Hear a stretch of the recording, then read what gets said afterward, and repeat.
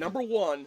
Morbius. Despite some fatigue from audiences, Marvel Studios and their cinematic universe are still as big of a pop culture phenomenon as ever before. So who could blame Sony for exploiting their custody deal with the MCU over the rights to Spider-Man with their very own Spider-Man cinematic universe? Especially after No Way Home proved that their Spider-Verse could coexist and cross over with Disney's Marvelverse while breaking box office records in the process. But the multiversal chaos unleashed by Doctor Strange was nothing compared to the mess left behind by Morbius, Sony's latest Spidey spin-off that focused on Michael Morbius, a sickly blood doctor who, after splicing his genes with bat DNA, turns himself into a living vampire who thirsts for blood and has the power to, I don't know, morb?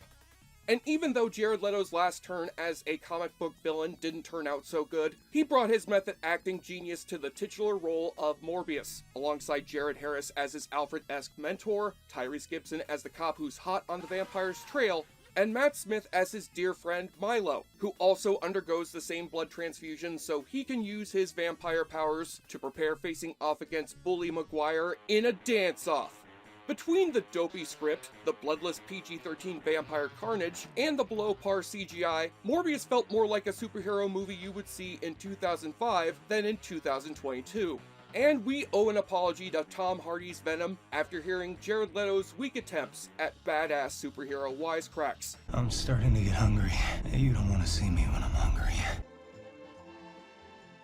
Hell, not even She-Hulk could get Kevin Feige to explain how the movie's infamous end credit stinger ties this crap into the larger MCU, where Michael Keaton as the Vulture materializes into prison in Morbius' universe, then immediately gets let out of prison after they can't find his name on the books, and somehow gets his Vulture suit back on to meet with Dr. Morbius about dealing with your friendly, not appearing in this film, Spider-Man. So after Morbius underwhelmed at the box office, Sony had the bright idea to cash in on the film's status as an ironic internet meme with a theatrical re-release, where the movie bombed for a second time and Sony quickly pulled it out of theaters.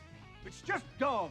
Let's just hope that Marvel rethinks the level of creative control that Sony has over this Spider-Verse of theirs for the sake of the upcoming Spider-Verse sequels and future Avengers installments, and that Dr. Morbius stays buried deep within the multiverse of madness after starring in Joblo.com's worst movie of 2022.